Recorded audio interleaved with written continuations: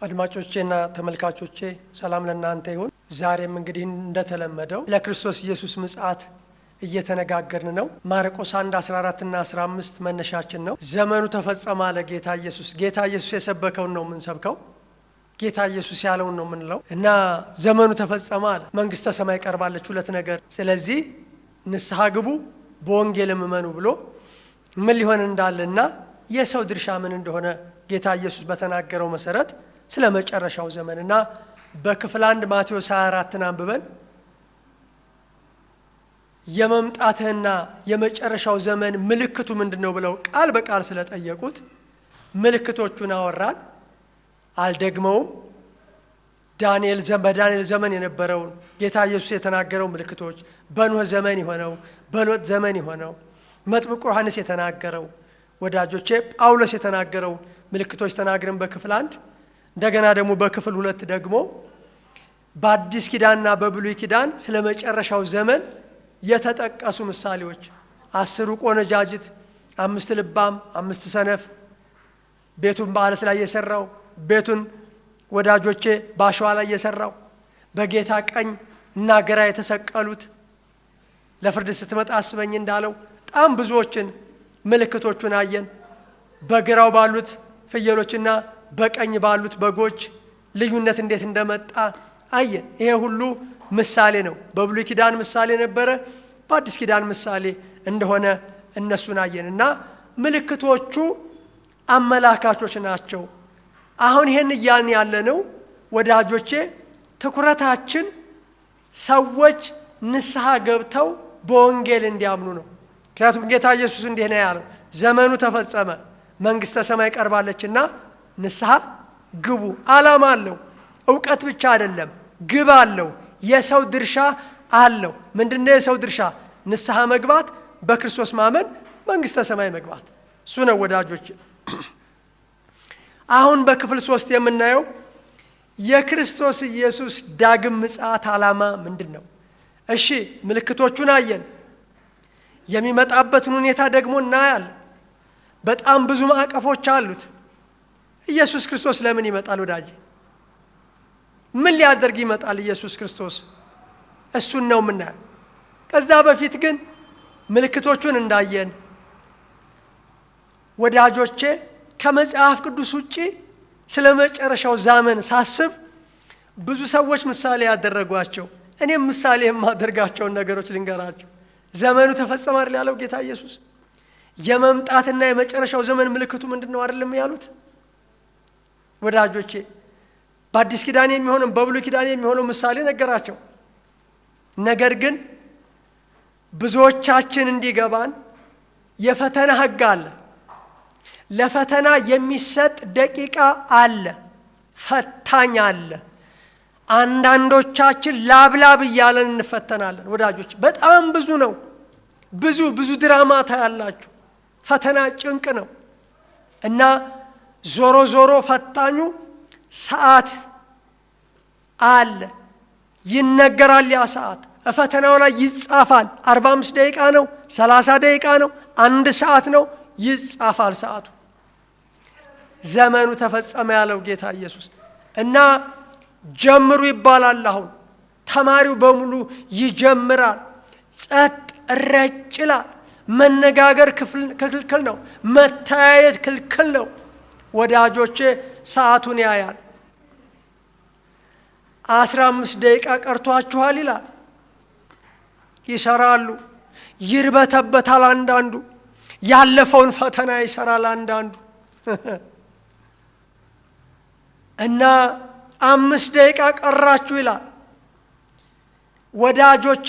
ልክ ደቂቃዋ ስታልቅ አንድ ነገር ይላል፣ ሁላችሁም እርሳሳችሁን አስቀምጡ፣ ፑት ዳውን ዩር ፔንስል ይላል። ኦል ኦፍ ዩ ፑት ዳውን ዩር ፔንስል ይላል ወዳጆቼ። እንዲህ የምንባልበት ደቂቃ ነው ያለው። አቁሙ መጽሐፋችሁን ይላል። ስቶፕ ይላል እና ሰዓቱ ያልቃል። አልቋል ሰዓቱ። እና ያጠና ተማሪ የሰራ ተማሪ በኮንፊደንስ ይጠብቃል፣ ያልፋል። ለሚቀጥለው ዩኒቨርሲቲም ይሁን ለሚቀጥለው ክፍል ይዘጋጃል። ወዳጆቼ እንደዚህ የሚባልበት ጊዜ ይመጣል። ቀጣዩ መንግሥተ ሰማይ ነው የምንገባው፣ ዩኒቨርሲቲ አይደለም። ከክፍል ወደ ክፍል አይደለም ወዳጆቼ፣ መንግሥተ ሰማይ ነው የምንገባው እኛ፣ ዩኒቨርሲቲ አይደለም። ታዲያ ዩኒቨርሲቲ ለመግባት ነጥብ ካስፈለገ መንግሥተ ሰማይ ለመግባት ነጥብ እንዴት ማምጣት አያስፈልግ? ያ ነጥብ በክርስቶስ ኢየሱስ ማመን ነው። ያ ነጥብ ወዳጄ ያጠናኸውን አይደለም፣ መጽሐፍ ቅዱስን ነው ወዳጆቼ። በዚህ ቃል መሰረት ወዳጆቼ ንስሐ መግባት ነው፣ ሌላ ነገር አይደለም። ሌላኛው ምሳሌ ወዳጆቼ የእግር ኳስ ጨዋታ ነው። የእግር ኳስ ጨዋታ ብዙዎቻችሁ ታውቃላችሁ። የእግር ኳስ ሕግ ታውቃላችሁ። 90 ደቂቃ ነው ይመስለኛል ነው ደግሞ እና እግር ኳሱ ይጀመራል። እንደ ፈተና ሕግ አይደለም። ፈተና ለብቻችሁ ነው የምትሰሩት። ይሄኛው ግን ተጋጣሚ አለው። ቅዱሳን ተጋጣሚ አለን። ዓለም፣ ሥጋና ሰይጣን። ክርስቶስ ድል እንደነሳ ድል እንነሳለን። ብዙ ሰዎች ይላሉ ክርስቶስ በተጫወተው ጨዋታ እኛ ቲፎዞች ነን። ክርስቶስ ጨዋታውን ጨርሶታል፣ ግቡን ጨርሶታል። ወዳጆቼ ደም ከፍሏል። እኛ በሱ ስናምን ጨዋታውን እናሸንፋለን። እና ዞሮ ዞሮ የእግር ኳስ ጨዋታ ሕግ ነው። 45 ደቂቃ ሲደርስ ይለዋወጣሉ፣ ያርፋሉ። የሚቀጥለው 45 ደቂቃ ይጀመራል። እና ወዳጆቼ ቀድሞ ያገባ እንዳይገባበት ወጥሮ ይዛል። ያላገባ ለማግባት ይመከራሉ መልበሻ ሜዳ ላይ ወዳጆቼ። እና ከዛ በኋላ ይመከራሉ። ልክ አሁን እኔ በእግዚአብሔር ቃል እንደምመክረው ብዙዎች በእግዚአብሔር ቃል እንደሚመክሩት ወዳጆቼ አሰልጣኞች ረዳቶቻቸው ጥፋታቸውን እንዳይደግሙት ችግራቸው ምን እንደነበረ ይናገራቸዋል። ወዳጆቼ እኔና የእናንተ ችግር መልበሻ ክፍል ኃጢአት ነው፣ አመጽ ነው፣ በደል ነው። ምክራችን የእግዚአብሔርን ቃል ስሙ። ኢየሱስ ያድናል ነው። ከገሃነም እሳት ያድናል፣ ከጨለማው ስልጣን ያድናል፣ ከዘላለም ሞት ያድናል። ወዳጄ እድል ተሰጥቷል። አሁንም ቀጣይ 45 ደቂቃ የሚገርመው ያችም የተሰጠችው 45 ደቂቃ ታልቃለች። እማያልቅ ጊዜ የለም። ይኸው ዕድሜያችን እንኳን እያለቀ ነው ወዳጆቼ፣ እየተገባደደ ነው ወዳጆቼ። የተሰጠ ደቂቃ ያልፋል፣ ያልቃል። የተሰጠ ዓመተ ምሕረት ያልቃል። ግን የተሰጠ 45 ደቂቃ የተሰጠ 90 ደቂቃ ሳያልቅ ንስሐ ግባ ወዳጄ። እና የመጨረሻ የባከነ ጊዜ የሚባላል እና ያኔ ነው ሰው የሚጣደፈው። ጌታ ይርዳል። አሁን እድል አለ። በቂ ሰዓት ተሰጥቷል። በቂ ጊዜ 90 ደቂቃ ተሰጥቷል ወዳጄ። ከዛም በላይ ተሰጥቷል። 90 ዓመት ተሰጥቷል ወዳጄ። 90 ዓመት የሞላችሁ ሰዎች እግዚአብሔር አንድ ቀን በጨመረልን ቁጥር አንድ እድል እየሰጠን ነው። ያ እድል ግን የማይኖርበት ጊዜ ይመጣል እና ፊሽካውን ያደርጋል ወዳጆቼ። አፉ ላይ ፊሽካውን ያደርጋል። የሚያጫውተው ዳኛ ሊነፋ መለከት ሊነፋ ነው ወዳጄ። መለከት ከተነፋ በኋላ ዋጋ የለውም። እንደነዛ 5 ልባምና 5 ሰነፎች መብራታቸውን እንደያዙ ሙሽራው ሲመጣ ገቡ። መብራታቸው ያለቀባቸው ሰነፎቹ ግን ወዳጆቼ ውጭ ቀሩ። ቢጮሁ ቢያንኳኳ አይከፈትም ወዳጆቼ። እድል ተሰጥቶ ሳለ በክፍል 2 ተናግሬዋለሁ ወዳጆቼ። እንደ ኤሳው እንዳትሆኑ፣ እንደ 5ቱ ልባሞች ሰነፎች እንዳትሆኑ ጌታ ይርዳን። አሁን እድል አለ። እያየኸኝ ያለህ ወዳጄ፣ እየሰማኸኝ ያለህ ወዳጄ፣ እድል አለ። እና 90 ደቂቃው ሲያልቅ የባከነ ደቂቃ ይጨምራል። 3 ደቂቃ ነው፣ 5 ደቂቃ እድል ተሰጥቷል። የባከነ ጊዜ እስከ ዛሬ ንስሐ ግባ ስትባል ሲሰበክ ያባከንከውን ጊዜ እድል አለ። አሁን በባከነ ጊዜ አለ። አሁን ንስሐ ትገባለህ ወዳጄ፣ ንስሐ ግባ። እና የፈተና ሕግ ነገርኳችሁ። ምድራዊ የምናውቀውን ነው። ለፈተና የሚሰጥ ደቂቃ አለ። ለእግር ኳስ የሚሰጥ ደቂቃ አለ። ከፍርድ ቤት የሚወጡ ሰዎች 2፣ ለአንዱ ተፈርዶለት ለአንዱ ተፈርዶበት ሲወጡ ያለው አይነት ምሳሌ በጣም ከባድ ነው። ሲፈረድላችሁ ደስ ይላችኋል። ኢየሱስ እየፈረደላችሁ ነው ወዳጆቼ። ጠበቃ ነው የኔ ጌታ። የሚያጸድቅ እግዚአብሔር ነው። የሚኮንንስ ማን ነው? የሞተው ይልቁንም ከሙታን የተነሳው ስለኛ የሚማልደው በአብ ቀኝ ያለው ኢየሱስ ነው። ተፈርዶልሃል ወዳጄ፣ እንዳይፈረድብህ ግን ንስሐ ግባ።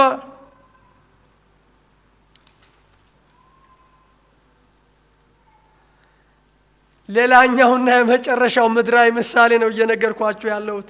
ፊልም። ብዙዎቻችን ፊልም እንወዳለን፣ ብዙዎቻችን እናውቃለን። እኛ እንኳን የለንበትም። ትውልዱ ግን ፊልም በጣም የሚወዱ ሰዎች አሉ እና ተመስጠው ነው የሚያዩት። ይገርመኛል ልጆች ፊልም ሲያዩ በጣም ተመስጠው እና ማለቁ አይቀርም፣ ፊልሙ ያልቃል። ማለቁ አይቀርም፣ እማያልቅ ነገር የለም። ድንጋይ በድንጋይ ላይ ሳይፈርስ አይቀርም። ወዳጄ እነግርሃለሁ፣ ሁሉም ያልቃል፣ ሁሉም ያልፋል። የሚያልቅ ነገር ይዞ እንዳያልቅ፣ የሚያልፍ ነገር ግን ይዞ እንዳያልፍ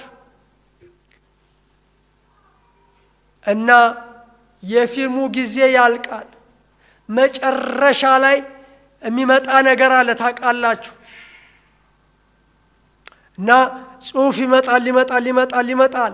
መጨረሻ ላይ ዘኢንድ ይላል። በአማርኛ አለቀ ማለት ነው። መጨረሻው ዘመን ማለት መደምደሚያው ነው። መጨረሻው ማለት ፍጻሜው ነው። ርዕሳችን ጅማሬ ያለው ነገር ሁሉ ደግሞ ፍጻሜ ያለው ነው። ወዳጆቼ የትኛውም ነገር ጅማሬ ያለው ፍጻሜ ደግሞ አለው። እንዲህ አለ ኤሊሁም፣ የጻድቁን ሞት እኔ ልሙት፣ ፍጻሜ እንደርሱ ፍጻሜ ትሁን። እንዴት አይነት ጸሎት ነው! የጻድቅ ፍጻሜ ይሁንልህ፣ የጻድቅ ፍጻሜ ይሁንልሽ እህቴ። የጻድቅ ፍጻሜ የሚሆን እኮ ጻድቅ በሆነው በክርስቶስ ኢየሱስ ማመን እኮ ነው። ብዙ ጊዜ እንደምለው ብር ክፈሉ አይደለም፣ ሀብታም መሆን ይጠበቅብሃል አይደለም። ሀብት ቢባል ከየት እናመጣው ነበር? እውቀት ያስፈልጋል ቢባል ከየት እናመጣው ነበር? እውቀት ወዳጆቼ፣ ብዙ ባላባቶች ብዙ አዋቂዎች አሉ። ያለምን ምናምንት የመረጠ ይላል የእግዚአብሔር ቃል። የማይሆነውን መረጠ ይላል፣ የማይረባውን መረጠ ይላል ወዳጄ።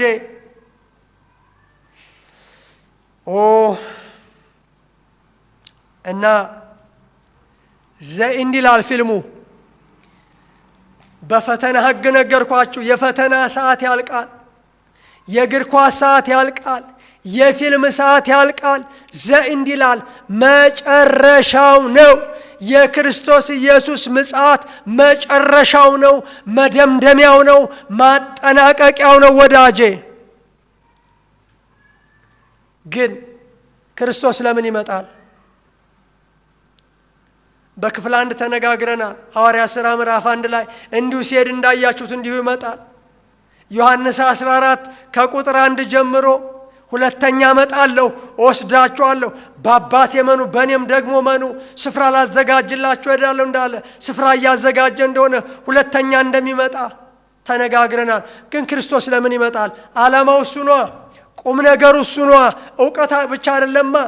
ልክ ነው፣ እውቀት በጣም አስፈላጊ ነው። ተሰሎንቄ ምዕራፍ 4 ቁጥር 13 ላይ ነገር ግን ወንድሞች ሆይ፣ ለወንድሞች ነው የሚናገረው፣ ያላመናችሁ ሰዎች ወንድሞች እንድትሆኑ ጌታ ይርዳችሁ። ወንድሞች ብሎ ሊጠራቸው እንዳላፈረ የአብርሃምን ዘር የያዘው ኢየሱስ ክርስቶስ ወዳጆቼ በኩር ነው እሱ። ወንድሞች ሆይ ተስፋ እንደሌላቸው እንደሌሎች ደግሞ ተስፋ እንደሌላቸው እንደሌሎች ደግሞ እንዳታዝኑ ወዳጆቼ ወንድሞች ያልሆናችሁ ታዝናላችሁ። ቦርናጌን ያልሆናችሁ፣ እንደገና ያልተወለዳችሁ፣ በክርስቶስ ደም ያልተዋጃችሁ ታዝናላችሁ። እንዳታዝኑ ግን ዛሬ እድሉን ሰጥቷችኋል። ጳውሎስ የሚናገረው ለወንድሞች ነው። ወንድሞች እንድትሆኑ ይጠበቅባችኋል። ተስፋ እንደሌላቸው እንደ ሌሎች እንዳታዝኑ፣ አንቀላፍተው ስላሉት ታውቁ ዘንድ እንወዳለን። ዕውቀት ነው የመጀመሪያው። ዛሬ ጌታ ኢየሱስ ያላችሁ ስለ መጨረሻው ዘመን የሚቀድመው ዕውቀት ነው። ስለ መንፈሳዊ ነገር ታውቁ ዘንድ እወዳለሁ እንዳለ አንቀላፍተው ስላሉት እንድታውቁ፣ ስለ ሞቱት እንድታውቁ፣ ኢየሱስ እንደሞተና እንደተነሳ ካመንን ቆሮንቶስ 15 ላይ ኢየሱስ ክርስቶስ ስለ ኃጢአታችን ሞተ፣ መጽሐፍ እንደሚል ተቀበረ፣ በሦስተኛው ቀን ተነሳ። ወንጌል ይሄ ነው ወዳጆቼ። ኢየሱስ እንደሞተና እንደተነሳ ካመንን ሌላ እኮ አይደለም ወዳጆቼ። እምነት ማለት ምን ማለት ነው? ክርስቶስ ኢየሱስ የእግዚአብሔር ልጅ እንደሆነ ማመን ነው። ጴጥሮስ በተጠየቀ ጊዜ እንደዛ ነው ያለው። ሰዎች የሰው ልጅ ማን ይሉታል? ብዙ ጊዜ ተደጋግሞ ተነግሯል። እናንተ ማን ትሉኛላችሁ? አንተ ክርስቶስ ኢየሱስ የሕያው እግዚአብሔር ልጅ ነህ። ክብር ለኢየሱስ ይሁን። ሌላኛው ኢየሱስ እንደሞተና እንደተነሳ ካመንን እስራኤላውያን ክርስቶስ ኢየሱስ መጀመሪያ ተገለጠ በቤተልሔም በማይመች ሁኔታ ወዳጆቼ፣ በማይገመትና በማይጠበቅ እንዴት ይጠብቁ እስራኤላውያን። ሁለተኛ ደግሞ የመጀመሪያው በቤተልሔም ነው፣ ቀጥሮ በእስራኤል ነው ወዳጆቼ። እንደ ንጉሥ ተገለጠ። ሁለተኛ አላመኑም። ክርስቶስ ኢየሱስ እንደሞተና እንደተነሳ አያምኑም። እምነት ማለት ክርስቶስ የእግዚአብሔር ልጅ እንደሆነ ማመን ነው። እንደገና ክርስቶስ እንደሞተና እንደተነሳ ማመን ነው። ምን ይሆናል ታዲያ? ክርስቶስ ኢየሱስ ለምን መጣ የሚለውን እያየን ነው። ኢየሱስ እንደሞተና እንደተነሳ ካመንን እንዲሁ በኢየሱስ ያንቀላፉትን እግዚአብሔር ከእርሱ ጋር ያመጣቸዋል። ያመኑ ሰዎች ሞት እንቅልፍ ነው፣ ይነቃሉ። ክብር ለወደደን ከኃጢአታችን በደሙ ላጠበን ለሥላሴ ይሁን። እንዲሁ በኢየሱስ ያንቀላፉትን እግዚአብሔር ከእርሱ ጋር ያመጣቸዋል። ክርስቶስ ኢየሱስ የሚመጣበት ሁለት ነገር ነው። አንደኛው በስውር ነው ይላሉ፣ ሁለተኛው ደግሞ በግልጥ ነው ይላሉ። በስውር ሳይታሰብ ድንገት ማቴዎስ 24:44 ላይ ድንገት ቀኒቱና ሰዓቱን አታውቁምና እንግዲህ ንቁ እንደተባለ በስውር እንደ ሌባ ነው የሚመጣው። በስውር እንደ ምጥ እርጉዝን እንደሚይዛት በስውር እንደ ወጥመድ ድንገት ነው የሚይዘው። ይሄንን በስውር ነው ይሉታል ወዳጆች። እሱ አከራካሪ ሊሆን ይችላል። ቁም ነገሩ እሱ አይደለም። የኔና የእናንተ ድርሻ ምንድን ነው? ኢየሱስ ክርስቶስ ለምን ዓላማ ይመጣል? ዓላማው ነው የሚያስማማን ወዳጆች። ትኩረታችን ዓላማው ላይ፣ ትኩረታችን የሰው ድርሻ ላይ ነው። ወሳኙ እሱ ነዋ። እውቀቱ ይጠቅማል፣ ልክ ነው። ግን እውቀትም ተከትሎ እርምጃ ካልወሰድ ምን ጥቅም አለው? በስውር ይመጣል። ጌታችሁ በምን ሰዓት እንዲመጣ አታውቁምና እንግዲህ ንቁ። ይሄን በስውር ነው የሚመጣው ይሉታል። በግልጥ በአባቱ ክብር፣ በግልጥ በደመና፣ በግልጥ በራሱ ክብር፣ በግልጥ ከቅዱሳን ጋር፣ በግልጥ በእሳት ነበልባል ይገለጣል። ዓይኖች ሁሉ የወጉትም ያዩታል ይላል ራእይ ላይ። ስለዚህ በግልጥ ይመጣል፣ በስውር የእርሱ ለሆኑት ይመጣል። ለምን ይመጣል ኢየሱስ ክርስቶስ? የመጀመሪያው እሱ ባለበት እኛ ደግሞ እንድንሆን ሊወስደን ይመጣል። ኢየሱስ የሚመጣው ሊወስድሽ ነው፣ ሊወስደኝ ይመጣል ወዳጆቼ።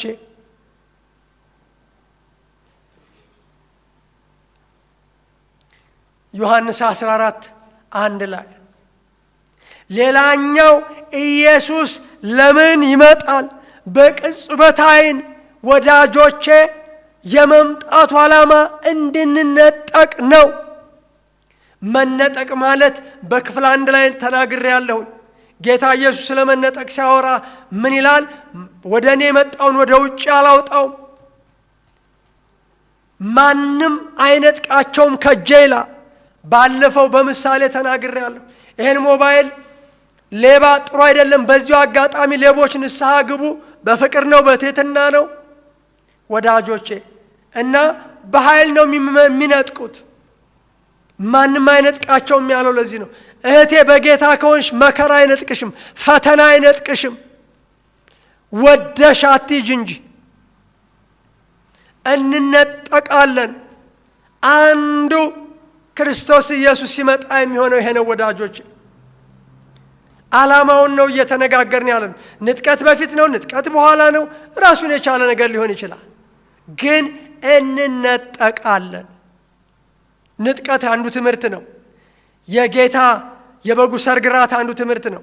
ሺህ ዓመት መንግስት አንዱ ትምህርት ነው። ትንሣኤ አንዱ ትምህርት ነው።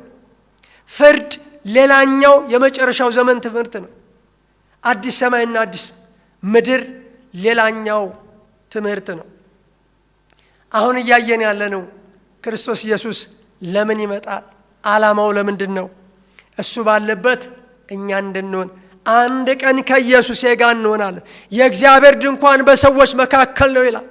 አሁን ምን እንደሚሆን አናውቅም፣ ግን እርሱ ቢገለጥ እናየዋለን፣ ከእርሱ ጋር እንሆናለን ይላል መጽሐፍ ቅዱስ። ለምንድን ነው የሚመጣው? እንድንለወጥ፣ የተዋረደው ስጋችን ክቡር ስጋው እንዲመስል፣ የሚበሰብሰው የማይበሰብሰውን እንዲለብስ፣ የሚሞተው የማይሞተውን እንዲለብስ። ኢየሱስ ለምን ይመጣል? ከታላቁ መከራ ሊያድነን፣ ሊገላግለን። በዚህኛው ክርስቶስ የሚመጣው ከታላቁ መከራ ሊያድነን ነው በሚሉ ብዙ ሰዎች ይሄ ትምህርት ያዘናጋል የሚሉ ሰዎች አሉ።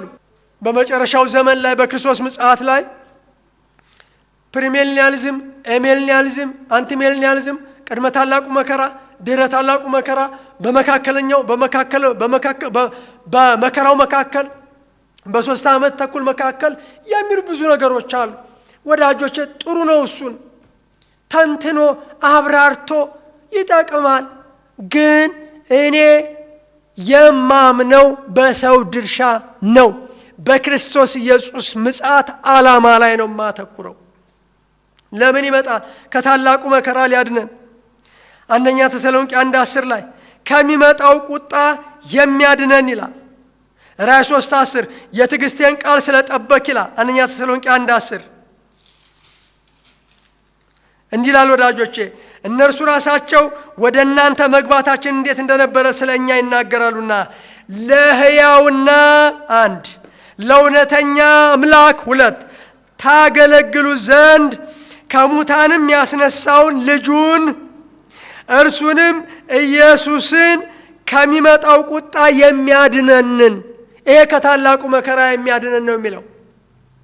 የሚያድነንን ከሰማይ ትጠብቁ ዘንድ ከጣዖት ወደ እግዚአብሔር እንዴት ዞር እንዳላችሁ ይናገራሉ። ልጁንም እርሱንም ኢየሱስን ከሚመጣው ቁጣ የሚያድነን ከሰማይ ትጠብቁ ዘንድ። ከሚመጣው ቁጣ የሚያድነንን እንጠብቃለን። ለምንድን ነው ኢየሱስ ክርስቶስ የሚመጣው? ከታላቁ ቁጣ ሊያድነን፣ በዓለም ሁሉ ላይ ሊመጣ ካለው። ይሄ የሚጠበቁት እነማን ናቸው ተብሎ ከተባለ የትዕግስቴን ቃል ስለጠበክ ነው። እንዲሁ አይደለም፣ ቅድመ ሁኔታ አለው ወዳጆች። ከመከራው በፊትም ይሁን ከመከራው በኋላም ይሁን ከምንም ይሁን ዞሮ ኢየሱስ የሚመጣበትን ዓላማ እያየን ነው። የትዕግስቴን ቃል ስለጠበቅ። ትዕግስት ይጠይቃል የመጨረሻው ዘመን። ጌታ ይርዳል። ኢየሱስ ክርስቶስ የመምጣቱ ዓላማ ለምንድን ነው? ኢየሱስ ለምን ይመጣል? ብድራታችንን ደሞዛችንን ሊከፍለን፣ እንደ ሥራችን ሊከፍለን። ሁለተኛ ተሰሎንቄ 1:7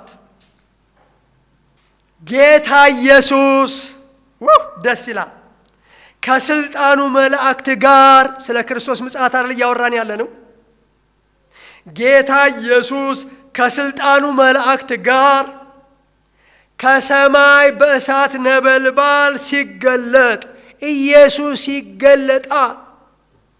ሲገለጥ መከራን ለሚያሳያችሁ መከራን ወዮ መከራ የምታሳዩ ሰዎች ወዮ መከራ የምታሳዩ ሰዎች ተመለሱ። እግዚአብሔር ይቅር ባይ ነው። ንስሐ ግቡ። መከራ የምታሳዩ ገብቷችሁም ሳይገባችሁም ቅዱሳንን የምታሳድዱ ሰዎች፣ ማንኛውንም ሰው መከራ የምታሳዩ ሰዎች ወዮ ወዮላችሁ። ጌታ ይርዳችሁ። መከራን ለሚያሳዩአችሁ መከራን ብድራት አለው፣ ፍርድ አለው። ምስክር የማይፈልግ ጌታ አለ። ምክንያት ተቀባይነት የለው። መከራን ለምትቀበሉ ከእኛ ጋር እረፍትን፣ መከራ የምትቀበሉ ደግሞ ከመከራ በኋላ መከራን ለምትቀበሉ ከእኛ ጋር እረፍትን ከነ ጳውሎስ ጋር እናርፋለን። እረፍትን ብድራት አድርጎ እንዲመልስ እግዚአብሔር ቆጥሮ ይመልሳል። አንድ ሁለት ብሎ ሂሳብ ይመልሳል። ምንድነው የሚመልሰው? ብድራት። ጌታ ለምን ይመጣል? ብድራትን ሊመልስልሽ ይመጣል። ጌታ ለምን ይመጣል? ብድራትን ሊመልስልህ ይመጣል። ብድራትን ሊመልስልኝ ይመጣል። ሊመልስ በእግዚአብሔር ፊት በእርግጥ ጽድቅ ነውና ይሄ ብድራትን መመለስ ለእግዚአብሔር ጽድቅ ነው። ጌታ ለምን ይመጣል? ብድራትን ደሞዝ ሊከፍለን። ሰው ሰርቶ ወር ላይ ደሞዝ እንደሚቀበል ብድራት እንቀበላል። ጌታ የሚመጣው ብድራት ሊሰጠን ነው። ክብር ለኢየሱስ ይሁን። ራእይ 22:12 ላይ ለእያንዳንዱ እንደ ሥራው እከፍል ዘንድ ዋጋዬ በእጄ አለ። የእያንዳንዳችን ዋጋ በእግዚአብሔር እጅ አለ። የኔ ዋጋ ምን ይሆን? ወዳጆቼ ዋጋ ከሌለኝ ዋጋ እንዳለኝ አምናለሁ። ኢየሱስ ዋጋዬ ነው ወዳጆቼ። የክርስቶስ ደም ዋጋዬ ነው። የክርስቶስ ጽድቅ ጽድቄ ነው። የክርስቶስ ሰላም ሰላሜ ነው። የክርስቶስ ቅድስና ቅድስናዬ ነው። እሱ ነው ደሞዛችን። ሌላ ደሞዝ የለንም። ለእያንዳንዱ እንደ ሥራው ከፍል ዘንድ ዋጋዬ በእጄ አለ። ምን ይሆን ስራህ? ምን ይሆን ስራሽ? ወዳጆቼ ስራማ እንደሌለን ይታወቃል። ስጋን የለበሰ ሁሉ በሕግ ስራ ስለማይጸድቅ እኛ ራሳችን በክርስቶስ ኢየሱስ አምነን እንጸድቅ ዘንድ በክርስቶስ አምነናል ይላል። ስራችን በክርስቶስ ኢየሱስ ማመን ነው። እንደ ስራው ከፍል ዘንድ ይላል። ምንድነው ስራህ? ምንድነው ስራሽ? ኢየሱስ ክርስቶስ ለምን ይመጣል? ሞትን ሊሽር ሊደመስስ ሊያጠፋው ይመጣል ወዳጆቼ። አንደኛ ቆሮንቶስ 25:26 ላይ እንደዚህ ይላል። 15 ማለቴ ነው። አንደኛ ቆሮንቶስ 15:25 እስከ 26። ሌላኛው ኢየሱስ ለምን ይመጣል? የበጉን ሰርግ ራት እንድንበላ ከሱ ጋር ኢየሱስ ይመጣል። ሌላኛው ኢየሱስ ለምን ይመጣል? ማቴዎስ 24 ላይ 31 ላይ ወዳጆቼ የተዋጀነውን ሊሰበስብ ይመጣል። ሰው አዝመራውን እንደሚሰበስብ ኢየሱስ ሊሰበስበን ይመጣል። ይሰበስበናል። ሌላ ኢየሱስ ለምን ይመጣል? ተቃዋሚውን ሊሽር። ሁለተኛ ተሰሎንቄ 2:8 በዚያን ጊዜ ኢየሱስ በአፉ መንፈስ የሚያጠፋው ሲመጣ በመገለጡ የሚሽረው አመፀኛው ይገለጣል ይላል። ተቃዋሚውን ሊሽር ኢየሱስ ይመጣል። አመፀኞችን ሊበቀል ይመጣል። ይችን ልናገር። ሁለተኛ ተሰሎንቄ 2:8 ላይ በዚያን ጊዜ ሁለተኛ ተሰሎንቄ 1:8 እግዚአብሔርን የማያውቁትን እግዚአብሔርን የማታውቁ ሰዎች ስሙ። ጌታ የሌላችሁ ሰዎች ስሙ።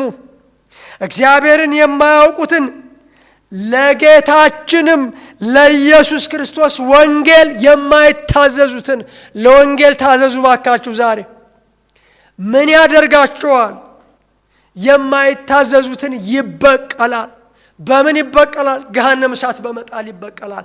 አድነን አድነን። እግዚአብሔርን የማያውቁትን ዛሬ እግዚአብሔርን ወቁ።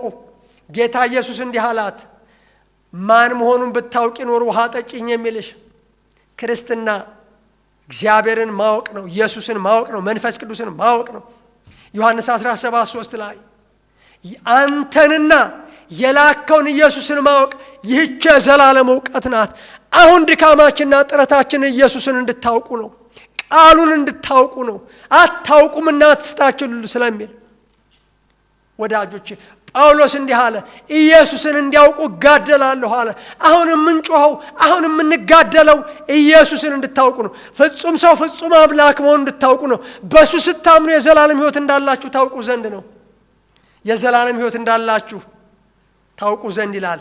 ይሄ እውቀት ነው ወዳጆች። እግዚአብሔርን የማያውቁትን ለጌታችንም ለኢየሱስ ወንጌል የማይታዘዙትን ሊበቀል ይመጣል። እግዚአብሔር ከበቀል ያድነን። ክብር ለኢየሱስ ይሁን። እግዚአብሔር ይባርካችሁ ወዳጆቼ። ንስሐ ግቡ፣ በክርስቶስ እመኑ።